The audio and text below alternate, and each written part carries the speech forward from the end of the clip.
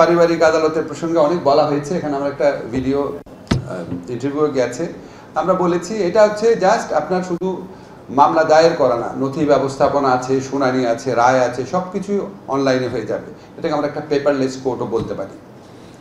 এটাতে যে ভোগান্তি কমবে, সময় বাঁচবে, দুর্নীতি কমবে, কমবে, এটা নিয়ে আমাদের কারো কোনো সন্দেহ নেই। আমাদের যে অহেতুক ভীতি কাজ করে, ডিজিটালাইজেশন হলে হয়তো আমার ইনকাম কমে যাবে, কাজ কমে যাবে, কখনোই কমবে না। আমরা এই যেখানে আপনার বাথরুমের যে কাজগুলো, যেটা এত বড় সমস্যা হচ্ছে, এটা ব্র্যাক করে দিয়েছে, এটা ড্যাফোডিল করে দিয়েছে।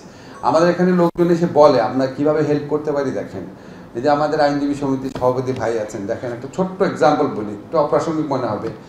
আমি ঢাকা ইউনিভার্সিটি ফুলার রোডে থাকি, সেখানে দেখি যে মসজিদের মধ্যে আপনার এসি লাগাবে। তা আমি বললাম এসি লাগানো হচ্ছে না কেন? বলে এটা 2.5 বছর যাবৎ বলে ইউনিভার্সিটি খালি চিঠি দিচ্ছে, 2.5 বছর যাবৎ। তা আমি বললাম আমরা এখানে কতগুলো ফ্যামিলি থাকি?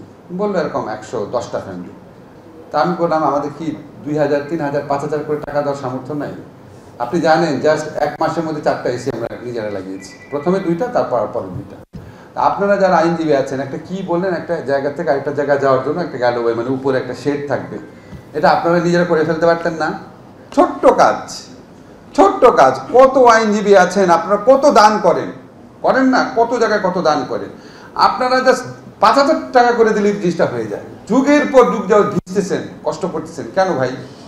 আমাদের এই ইয়েগুলো চেঞ্জ করেন। আর সবাই মনে করে সরকারের কাছে, মন্ত্রীর কাছে। এই যে আমাদের যারা ভালো ভালো ব্যবসায়ী আছে, ওনাদের কাছে যেয়ে দেখেন, সত্যি হেল্প করে, জাস্ট যেয়ে দেখেন যে আমাদের জন্য এটা করে দেন, আমরা স্পন্সর হিসেবে আপনার নাম লিখে দিব।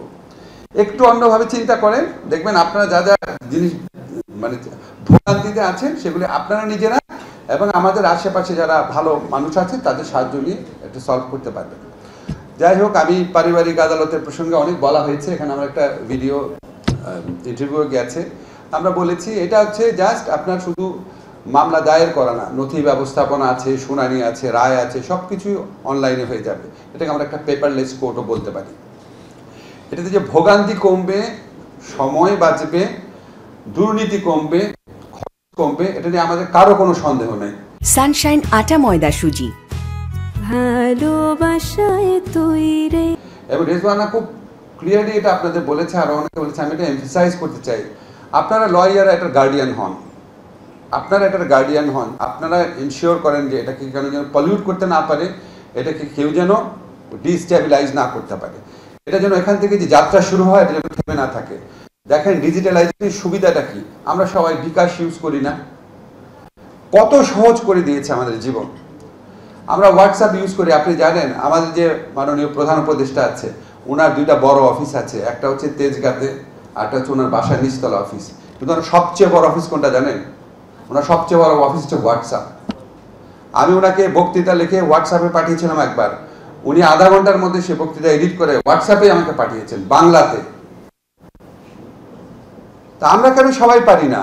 হোয়াটসঅ্যাপই তো আপনার অফিস হতে পারে, সত্যি পারে। এবং এই ডিজিটালাইজেশন যে জীবন কত সহজ করে দেয়, অন্তত বিকাশের উদাহরণ থেকে তো আমরা সবাই বুঝি, মোবাইল ফোনের উদাহরণ থেকে তো আমরা সবাই বুঝি।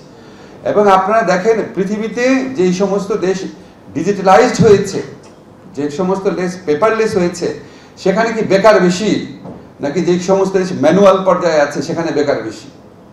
কাজে আমাদের যে অহেতুক ভীতি কাজ করে, ডিজিটালাইজেশন হলে হয়তো আমার ইনকাম কমে যাবে, কাজ কমে যাবে, কখনোই কমবে না। আরও যখন দেখবেন যে ডিজিটালাইজেশন হয়ে গেছে, মামলা প্রতিকার পাওয়া সহজ হচ্ছে, আরো অনেক লোক মামলা করবে, তখন অনেক বেশি লোক মামলা করবে। কোনোভাবেই আপনি কোনোভাবে ক্ষতিগ্রস্ত হবেন না। আপনারা এই আমাদের একটা বেবির মতো, কিন্তু এটা মরে যাবে আপনারা যদি উদ্যোগ না নেন, আপনারা যদি এটা গার্ডিয়ানের ভূমিকায় না থাকেন। আমি আমাদের আইনজীবী ভাইরা আছে, অনেকে আমার ঢাকা ইউনিভার্সিটি স্টুডেন্ট, অনেকে আমার বিভিন্নভাবে বন্ধু আছেন। আপনাদের কাছে আমাদের অনুরোধ যে এগুলি যখন করি, সবসময় মনে হয় যে করলাম তো, পরে কি এটা থাকবে? খুব কষ্ট লাগে, মনে হয় যে আচ্ছা ঠিক আছে, পরে একটা পলিটিক্যাল গভর্নমেন্ট আসবে, অনেক ধরনের ভেস্টেড ইন্টারেস্ট তখন ডেভেলপ করে, মনে হয় এগুলি রাখা দরকার কি? আপনারা এটাকে আপনাদের সন্তানের মতো করে লালন করবেন, এটা ছাড়া আর কোনো প্রত্যাশা নেই। কোনো ধন্যবাদ কিছুই দেওয়া দরকার নাই। আমরা সত্যি, আমরা যারা উপদেষ্টা মণ্ডলীতে আছে, আমরা সত্যি মিন করি যে we just want to make some positive difference, আর কিচ্ছু চাই না।